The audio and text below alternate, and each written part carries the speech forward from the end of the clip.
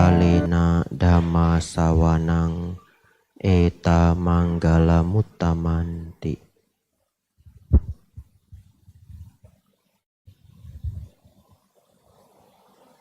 Yang saya muliakan Buddha, Dhamma, dan Sangha, yang berbahagia pimpinan puja bakti, para romo dan ramani yang hadir, dan Bapak Ibu saudara saudari semuanya, selamat pagi, Namo Buddhaya. Bapak Ibu saudara, pada kesempatan pagi hari ini kita akan belajar Dhamma yang penting. Ya, Dhamma pada minggu hari ini sangat penting. Bila Bapak Ibu bisa mengambil, memetik pelajaran pagi hari ini, akan sangat membantu hidup kita. Judul yang diberikan untuk ceramah Dhamma pagi ini adalah corak-corak kehidupan. Namun sebenarnya saya juga senang menyebutnya warna-warna kehidupan. Ya. Namun penerjemah zaman dulu sudah menerjemahkannya sebagai corak. Ini adalah ajaran Sang Buddha yang cukup terkenal. Bahkan salah satu ajaran inti Sang Buddha sering sudah Bapak Ibu dengarkan. Ya. Corak-corak itu adalah anicca, dukkha, anatta. Anicca, dukkha, dan anatta. Hari ini ingin saya jelaskan bagaimana menggunakannya dalam kehidupan sehari-hari. Jadi belajar Dhamma Bapak Ibu, belajar Dhamma itu ada dua tipe. Tipe yang pertama adalah secara teoritis. Kita mengkaji kitab-kitab. Tipe yang kedua adalah bagaimana menggunakannya. Ya, bagaimana menggunakannya ini istilahnya adalah Dhamma applied, ya, aplikatif Dhamma. Hari ini saya akan menggunakan waktu mungkin 30 menit, kalaupun lebih sedikit. Mari Bapak Ibu berkonsentrasi. Di zaman Sang Buddha, ada seorang ibu, seorang istri yang tidak disayang. Jadi dia tinggal dengan suaminya dan mertuanya sangat galak. Karena ini mertua zaman dulu ya, 2600 tahun yang lalu. Katanya mertua zaman sekarang sudah kurang galaknya. Gak tahu bener apa enggak, saya enggak punya mertua ya. Tapi katanya mertua zaman sekarang galaknya sudah berkurang. Kalau zaman dulu wah galaknya minta ampun. Ya nanti Bapak Ibu survei sendiri ya. Terus lapor ke saya. Bapak Ibu Saudara, mertuanya galak ya. Dan dia juga tidak begitu disayang. Apalagi zaman India dulu. Harkat martabat wanita itu tidak tinggi ya. Sampai sekarang kalau kita ke India, saya pernah satu kali ke India yang bekerja semua laki-laki. Ya, jadi kalau kita ke restoran, ke hotel, semua pramusajinya juga laki-laki. Ya, jadi kesempatan wanita itu sedikit sekali. Jauh lebih baik di Indonesia. Apalagi ini 2600 tahun yang lalu. Lalu Bapak Ibu Saudara, akhirnya dia melahirkan seorang anak. Begitu anak ini lahir, dia melahirkan anak laki-laki, hidupnya berubah. Kenapa? Sekarang dia dianggap menantu yang sempurna. Karena sudah melahirkan keturunan. Hidupnya pun berubah, dia mulai disayang suami, mulai disayang mertua. Bapak Ibu Saudara, berjalannya waktu, tragedi terjadi. Anaknya sakit, kemudian mati. Anaknya meninggal. Tentu dia mengalami dua kesedihan. Kesedihan yang pertama kehilangan seorang anak. Kesedihan yang kedua dia nanti tidak disayang lagi. Begitu terguncang dirinya, dia gendong anak bayinya, dia bawa ke tabib-tabib. Lalu dia minta ke setiap tabib, tolong obati anak saya. Tapi begitu tabib ini lihat megang, lah ini sudah nggak ada nyawanya. Bagaimana ditolong? Lalu banyak tabib yang mengatakan anakmu sudah mati, tidak mungkin bisa dihidupkan lagi. Saya tidak bisa, saya tidak mampu. Dari tabib ke tabib, tabib ke tabib. Sampai ada seorang tabib yang bijaksana. Dia melihat ibu ini menggendong anaknya. Dia tahu yang sakit bukan anaknya. Betul Bapak Ibu? Yang sakit adalah ibunya. Ibunya kena penyakit ODGJ Bapak Ibu ya. Katanya kalau pakai kata gila bisa disomasi ya. Harus ODGJ. Lalu tabib terakhir ini pinter dan sangat bijaksana. Dia bilang ke ibu ini, Bu, kalau ibu mau anak ibu sembuh, ada seorang tabib yang hebat. Tabib itu bernama Petapa Gotama. Cari dia. Agak sulit ditemukan, tapi cari dia. Kalau kamu bisa menemukan dia, anakmu mungkin bisa hidup kembali. Wah, dia semangat sekali. Dia cari Petapa Gotama. Lalu Bapak Ibu Saudara mencari dan mencari. Nah, silahkan ya.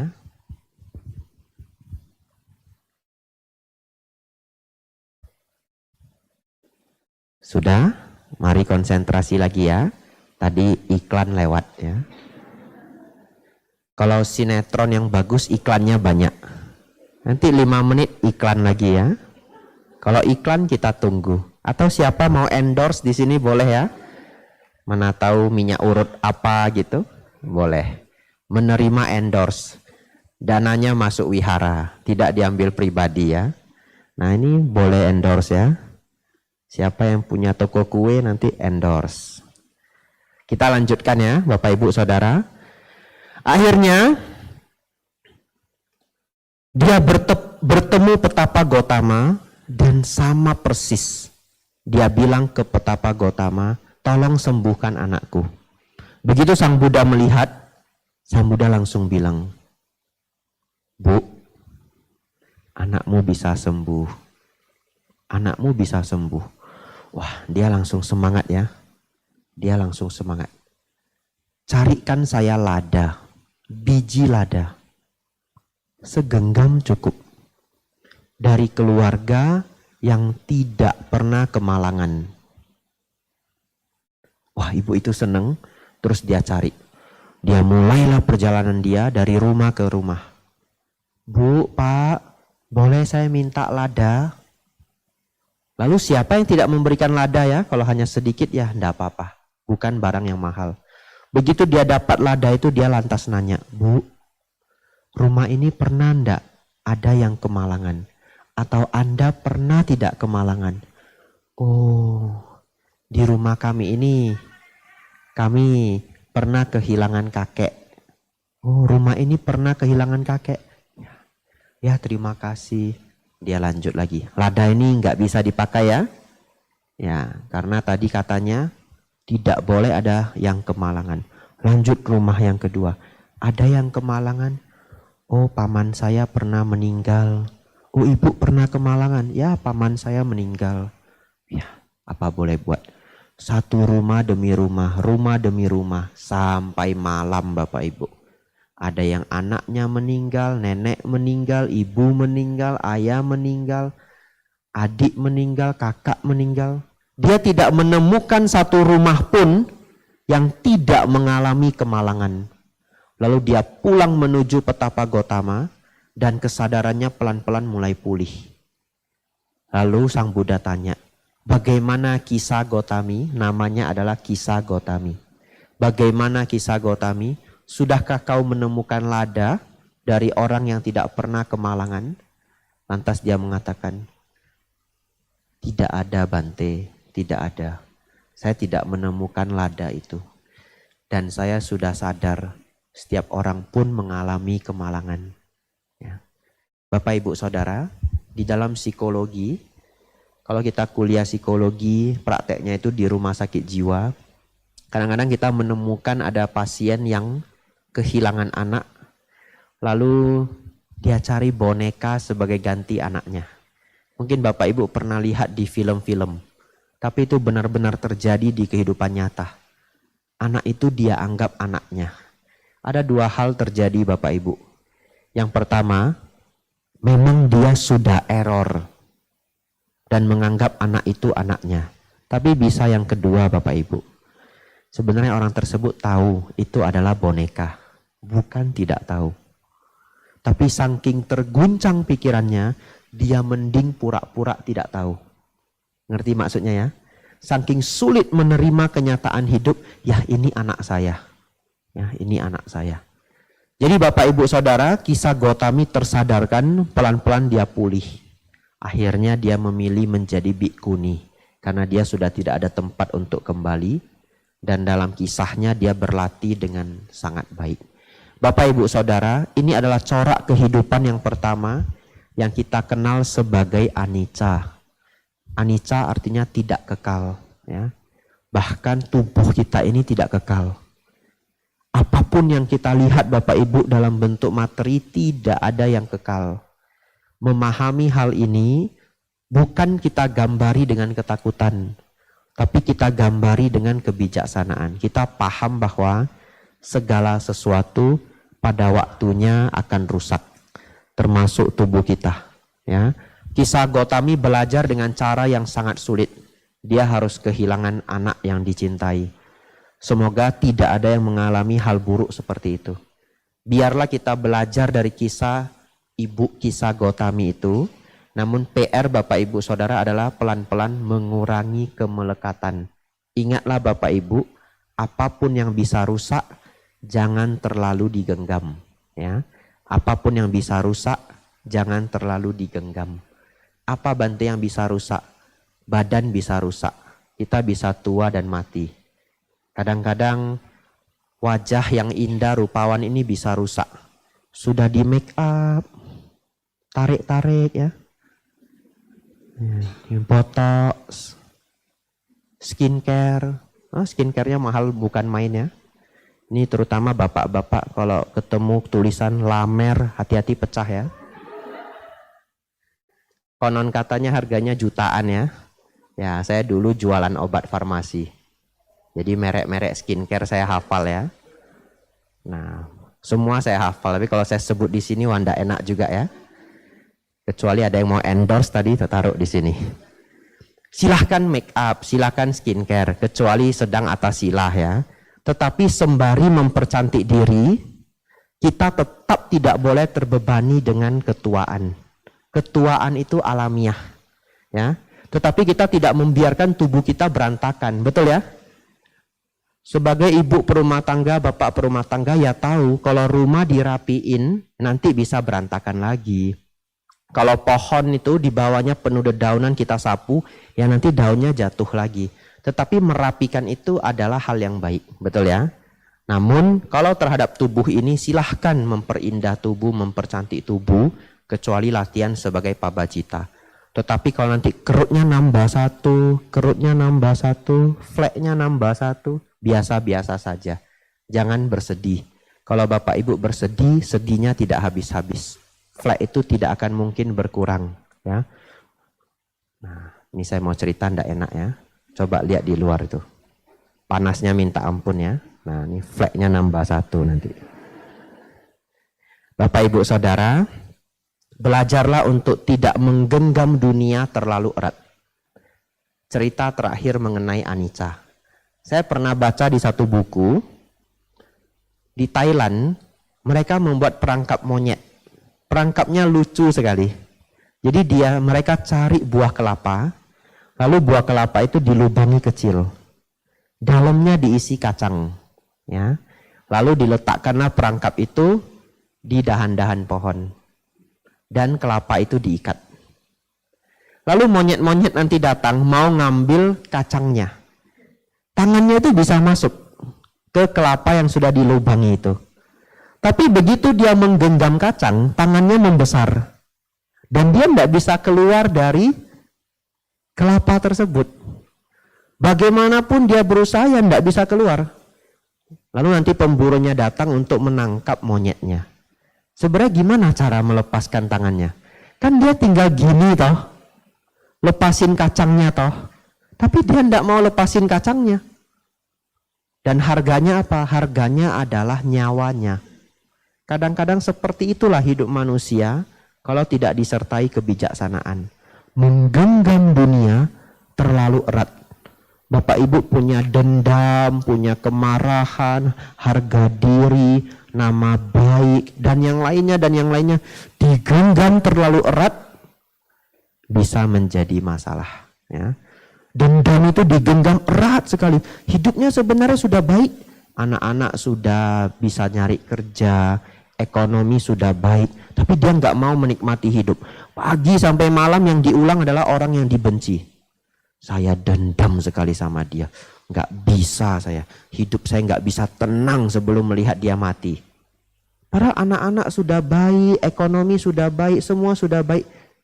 Tinggal begini ya. Ya sudah lewat. Tapi gampang Bapak Ibu? Tidak semua orang bisa melakukannya. Semoga setelah ini Bapak Ibu pulang dilepas. Ya. Loh, udah lama ndak dengerin kamu ngomel-ngomel si dia. Sudah saya lepas. Gitu ya. Lanjut.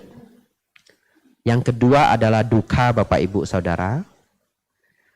Duka artinya segala keadaan batin yang tidak nyaman. Ya, direnungkan ya. Segala keadaan batin yang tidak nyaman adalah duka. Nah, bahasa gampangnya dalam psikologi disebut stres. Setiap Bapak Ibu stres, Bapak Ibu mengalami duka. Seorang arahat tidak lagi mengalami duka sedikit pun. Jadi seorang arahat tidak mengalami stres. Oleh karena itu kenapa setiap para biku ceramah topiknya berulang-ulang mirip-mirip. Dosa, loba, moha, dosa, loba, moha. Betul ya? Coba saya tanya. Bapak Ibu pernah marah? Pernah ya? Semua pernah marah ya? Kalau yang dari lahir sampai sekarang belum pernah marah, cek ke psikiater ya. Barangkali ada yang keliru. Pasti pernah marah ya. Marah itu normal. Pertanyaan saya, marah itu nyaman atau tidak nyaman? Tidak nyaman ya. Berarti marah itu duka, benar? Ya, ketika Bapak Ibu mengalami kemarahan, Bapak Ibu berduka. Serakah itu nyaman atau tidak nyaman? Tidak nyaman karena membuat kita gelisah. Orang serakah banyak keinginan. Banyak keinginan artinya banyak yang tidak dimiliki. Ya, semakin banyak keinginan, semakin merasa miskin. Karena banyak yang belum dimiliki. Keinginan itu adalah mengharapkan yang tidak dimiliki. Betul ya? Nah, lalu setiap kotoran batin Bapak Ibu adalah bagian dari duka. Oleh karena itu para biku setiap minggunya memberi Bapak Ibu tips, cara, nasihat untuk mengurangi duka. Hari ini khususnya saya ingin mengurangi duka satu macam dari Bapak Ibu. Duka apa? Duka dari ketidakpuasan. Ya, salah satu makna dari duka adalah ketidakpuasan. Kenapa Bapak Ibu? Karena semua kebahagiaan duniawi adalah tidak terpuaskan. Saya punya pertanyaan. Kalau Bapak Ibu punya motor atau mobil impian, lalu kemudian dapat, setelah berjuang, dapatlah mobil impian, motor impian. Pertanyaan saya, hari pertama memiliki motor atau mobil tersebut, dengan 2 tahun setelahnya, kebahagiaan mana yang lebih tinggi? Hari pertama ya, wah hari pertama senangnya minta ampun ya, belum kotor sudah dilap lagi. Belum berdebu, taruh kit. Nah, kan itu belum berdebu, oh sudah itu ada partikel-partikel mikron katanya. Dilap lagi. Pagi-pagi bangun, enggak kena hujan, enggak kena apa-apa, dipakai aja belum, dilap lagi. Saking senangnya ya. Enggak usah ngapa-ngapain, duduk, minum teh, samping motor kesayangan atau mobil kesayangan, wah bisa lewat 2 jam. Saking senangnya. Tapi 2 tahun lagi, ya masih bahagia sih melihat motor atau mobil itu. Tapi beda dengan hari pertama ya. Ya. Untung contoh saya motor atau mobil ya. Bukan pacar atau istri ya. Wah, saya takut dimarahi juga saya ya. Ya, Bapak Ibu Saudara, semua kebahagiaan duniawi itu punya satu karakter. Apa itu? Kebahagiaannya menguap. Ya. Jadi happiness itu evaporate. Evaporate itu evaporasi, menguap. Aneh juga. Barangnya sama tidak berbeda. Bapak Ibu beli motor, nggak usah dipakai. Untuk dikoleksi. Nggak dipakai.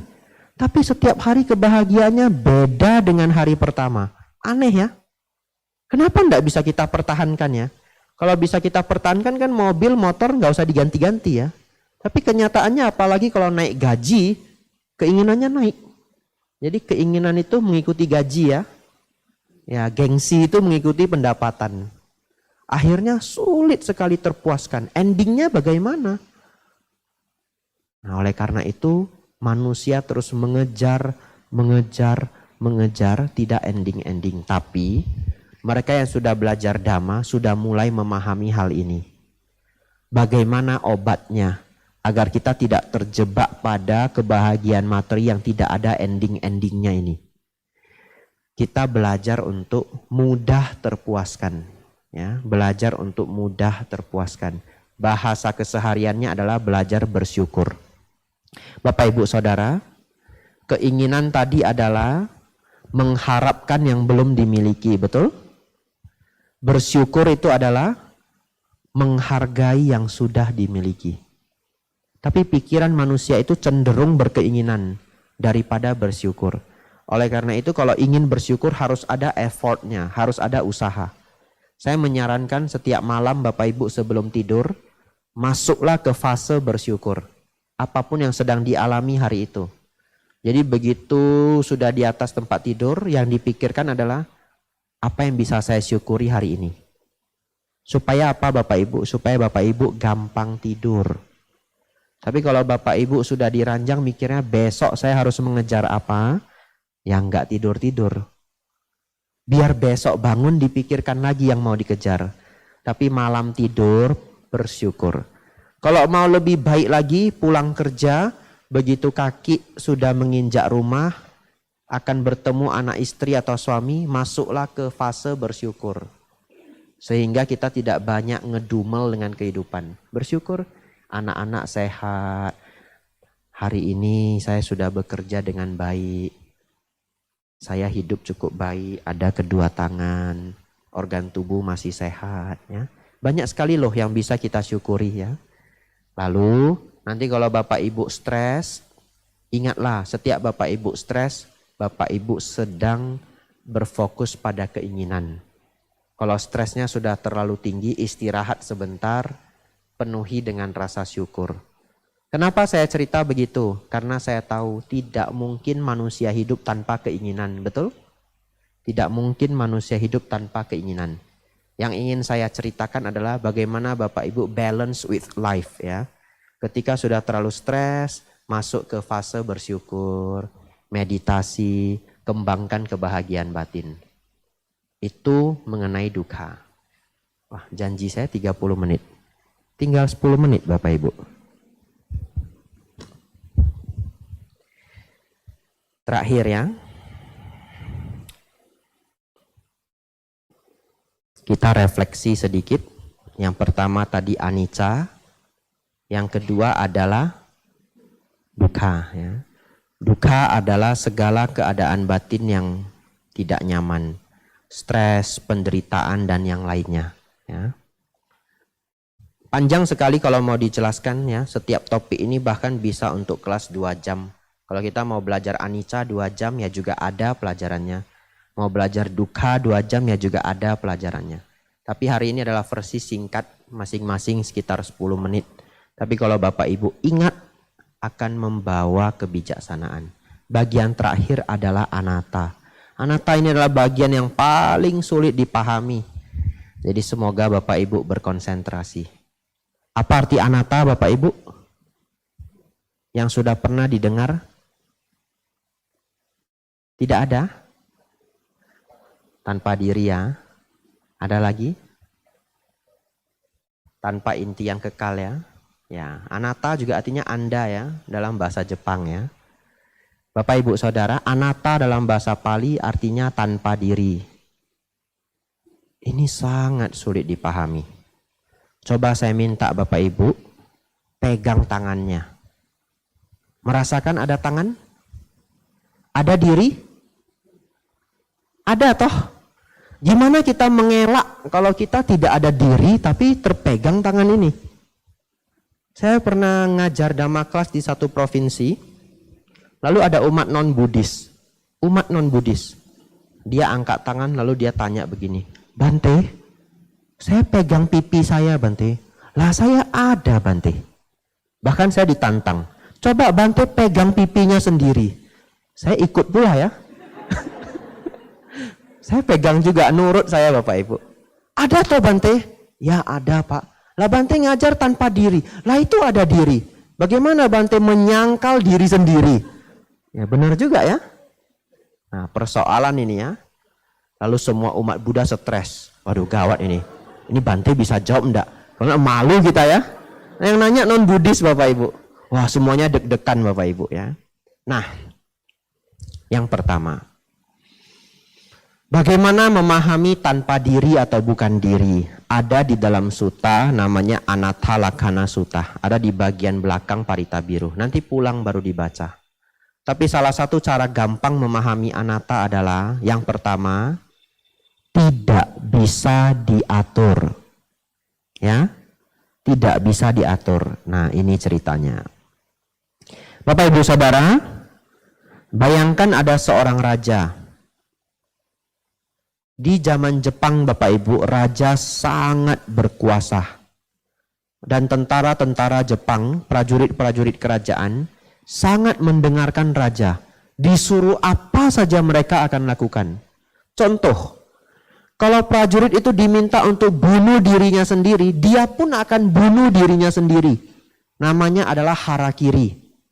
Ya, kalau dia gagal menjalankan tugas, rajanya bilang, kamu gagal menjalankan tugas. Bunuh dirimu sendiri. Dia tancapkan pisau ke dalam perutnya dan tarik ke sebelah kanan. Itu harakiri yang benar. Jangan dilakukan ya. Ya. Lalu ada yang lebih kejam lagi Bapak Ibu. Raja itu mengatakan begini, kamu pulang, bunuh semua keluargamu, kembali ke sini, bunuh dirimu. Dan mereka pun lakukan. Aneh ya. Kalau saya kabur aja. Betul ya? Biarpun nanti mati dalam proses kabur, rasanya lebih masuk akal ya. Daripada pulang, bunuh keluarga sendiri, balik lagi ke kerajaan, bunuh diri sendiri. Tapi itulah prajurit kerajaan Jepang dulu, saking mendengar rajanya. Pertanyaan saya, bisakah kita mengatakan prajurit itu adalah milik raja? Jawabannya bisa. Karena apapun yang disuruh, dia akan melakukan. Itu adalah makna dari kata milik. Prajurit adalah milik raja. Analogi ini diberikan oleh Sang Buddha ya. Walaupun tidak persis sama, tapi beliau menggunakan analogi raja dan tentara. Bapak Ibu Saudara, tadi kita sudah tahu prajurit adalah milik raja, betul ya? Sekarang pertanyaan saya, apakah badan kita ini adalah milik kita? Ternyata dipikir-pikir tidak. Kenapa? Karena tidak bisa kita atur sepenuhnya. Kalau badan ini bisa kita atur sepenuhnya, kita akan mengatakan, oh badan, kamu tidak boleh tua. Betul ya? Maka sejak detik itu dia berhenti menua. Oh badan, kamu tidak boleh gemuk. Besok saya langsing Bapak Ibu. Ya. Dari dulu mau langsing saya susah sekali langsing ya. Bagaimana saya bisa langsing? Setiap dana makan saya dikunci dengan makanan. Ya benar, saya baru pulang, bukan pulang ya, saya baru datang dari Balikpapan. Kemarin dana makan siang umat antusias sekali, makanannya banyak sekali.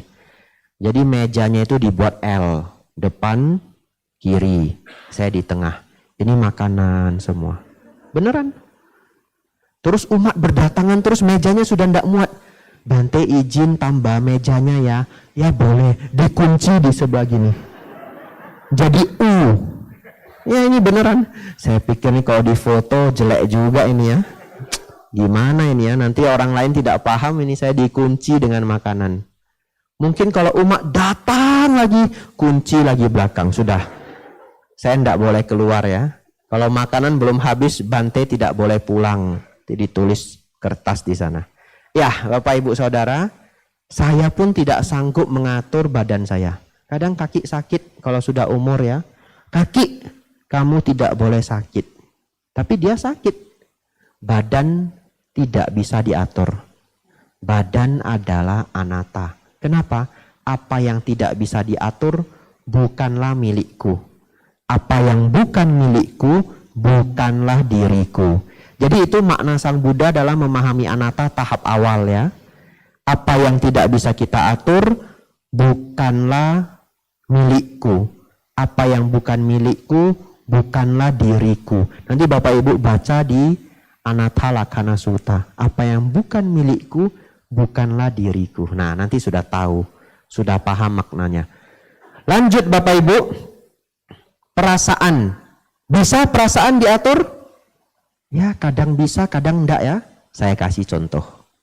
Kadang-kadang namanya manusia pagi moodnya bagus. Sore sudah bad mood. Betul ya? Kadang pagi bad mood, sore moodnya bagus. Kita juga bingung. Pagi ketemu dia, selamat pagi. Oh dia happy, nyanyi-nyanyi. Sore? Sore Bu. Tadi pagi masih ceria ya. Ya itu manusia ya. Tadi pagi masih ceria. Oleh karena itu saya punya pengalaman kalau saya ketemu orang saya nggak mau overacting dulu. Lihat dulu moodnya ya. Oh moodnya jelek, nah, mundur 2 langkah. Oh moodnya lagi bagus, mundur maju 1 langkah. Bapak Ibu Saudara, perasaan tidak bisa kita atur sepenuhnya. Kecuali kita sudah latihan meditasi dengan baik. Kalau kita bisa mengatur perasaan, mau enggak Bapak Ibu semua mengatur moodnya? Saya maunya moodnya bagus terus, betul ya? Ya tapi enggak bisa. Kadang-kadang di saat yang genting malahan kita moodnya jelek. Sudah janjian mau jalan-jalan minggu depan, barang dibeli, makanan dibuat, hotel di booking. Pas hari H kita bad mood. Betul ya? Kita sendiri kadang nggak mau bad mood, tapi terjadi masalah gimana coba? Ya, perasaan adalah anatta, pikiran adalah anatta, dan seterusnya. Bapak Ibu Saudara, tujuannya apa memahami anatta ini? Wah sudah habis Bapak Ibu. Boleh ditambah? Boleh ya, kita habiskan ya. Baik. Dalam pikiran manusia normal, sering terjadi pertarungan antara perasaan dan logika. Saya ulangi, sering terjadi pertarungan antara perasaan dan logika. Ini saya sebut sebagai mereka yang belum mencapai arahat tercemar oleh perasaan. Saya kasih contoh. Yang gampang adalah kalau kita moodnya sedang jelek, apapun memicu kemarahan, betul ya? Kadang orangnya tidak salah, tapi mood kita yang sedang jelek. Itu yang saya sebut tercemar oleh perasaan. Tapi kadang-kadang terjadi pertarungan perasaan dan logika ini. Coba kita lihat ya. Ada seseorang Bapak Ibu, dia terkena kolesterol yang tinggi. Bukan saya ya. Seseorang. Kolesterolnya tinggi, dia periksa ke dokter. Lalu apa kata dokter? Pak Bu, mulai hari ini tidak boleh lagi makan durian. Durian tidak boleh. Ya baik dokter. Lalu 2 bulan kemudian Bapak Ibu, keluarga kita datang dari Jakarta bawa durian Bapak Ibu. Durian montong. Sekarang ada durian baru loh, sekilo 500.000 katanya. Ocha. Ada yang pernah dengar? Ah, belum sampai Surabaya. Nanti lihat aja, keluarganya datang bawa dari Jakarta ya. Nah, Bapak Ibu akan bertarung dengan perasaan. Logikanya apa? Saya tidak boleh makan durian, betul? Itu logikanya ya. Saya tidak boleh makan durian. Tapi bagaimana dengan perasaan? Duriannya dibelah, keluarga sudah ngumpul, ditaruh di piring, montong sebelah kiri. Ocha sebelah kanan. Lalu keluarganya nanya, "Pa, Ma, ini durian mau?" "Ndak." Kata dokter, "Ndak boleh." Mereka makan. "Wah, montongnya legit sekali. Beda ini, Pa. Pa, mau coba ndak?" "Jangan. Kolesterol." Begitu ya. Nah, setelah 15 menit melirik juga ya. "Wah, ini ocha beda nih. Sekilo gopak ceng ya. Wah, 500.000 sekilo katanya. Lu ndak mau makan betul?" "Jangan. Kolesterol. Nanti ini tegang semua." "Ya, ndak mau." Sebentar lagi. "Coba sebiji aja. Sebiji aja ndak bisa bikin mati loh. Sebiji loh." Betul ya? Sudah mulai tergoda Bapak Ibu ya. Sebiji ndak apa-apa? Enggak apa-apa sebiji. Betul ya, enggak apa-apa? Enggak apa-apa sebiji. Enggak ada itu masuk koran makan sebiji durian tewas, enggak ada. Betul ya, enggak ada? Enggak ada. Ah, boleh dah, boleh. Satu ya Bapak Ibu ya. Coba satu aja, jangan banyak. Satu durian montong. Wah, enaknya minta ampun ya. Ini ocha juga satu. Kan satu tambah satu enggak apa-apa. Boleh? Oh, boleh. Tambah satu. Sudah dua Bapak Ibu, apa yang dilakukan? Dikasih piring. Inilah, kasih sedikit lah, tambah lah. Udah kena sedikit, enggak enak. Akhirnya Bapak Ibu, 6 Bapak Ibu. Ya, mulainya satu ya.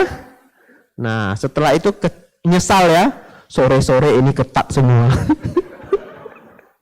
Lalu stres, makan obat, tes darah ya. Tapi Bapak Ibu Saudara, itu yang dialami semua manusia. Perasaan melawan logika. Untuk hal-hal yang lainnya juga. Bukan hanya durian saja ya. Contoh yang simpel. Bapak Ibu datang ke wihara. Apa kata para biku? Belajar jangan marah. Betul ya? Logikanya kita tahu loh marah itu enggak baik. Tapi masih marah enggak? Ya masih. Cuma mungkin intensitasnya berkurang. Dulu seminggu 3 kali, sekarang seminggu sekali. Betul ya? Ya, bulan tua 2 kali. Ya. Bapak Ibu Saudara, kita tercemar oleh perasaan. Bagaimana obatnya? Obatnya adalah 3 hal.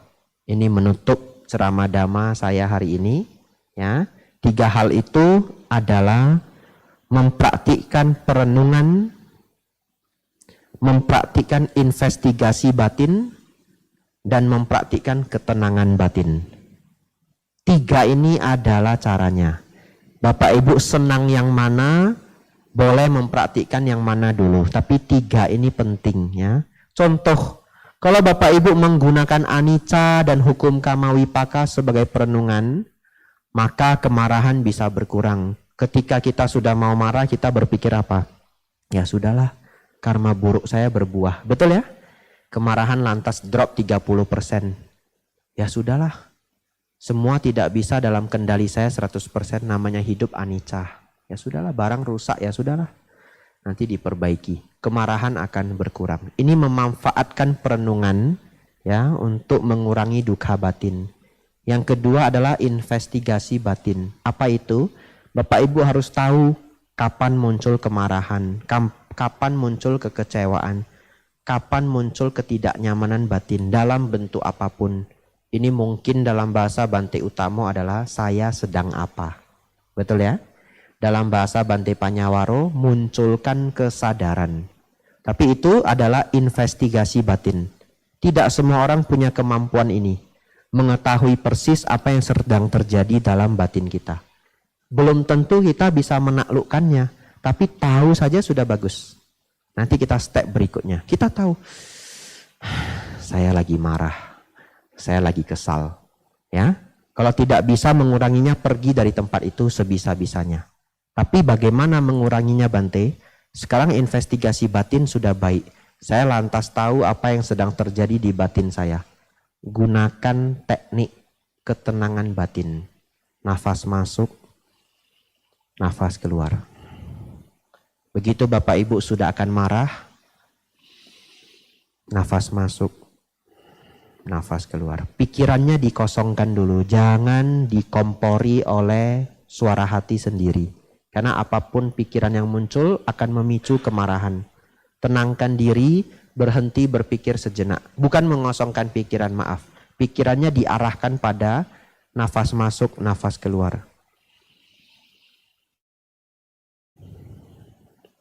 Kemarahan akan meredup. Ini agak sulit. Terjadi perkelahian perasaan lawan logika. Tidak boleh makan durian, tapi durian di depan mata. Gimana menguranginya? Tenangkan batin dengan samadhi, ya. Nafas masuk, nafas keluar. Hanya sekedar nafas masuk, nafas keluar pun bisa mengurangi nafsu ragawi, ya. Tapi tentu itu adalah pelajaran tingkat intermediate, ya, bukan tingkat awal. Bapak Ibu Saudara, hari ini kita belajar anicca, dukkha dan anatta. Semoga membawa manfaat besar untuk Bapak Ibu. 3 praktek yang boleh dipraktekkan adalah perenungan, investigasi batin, dan ketenangan.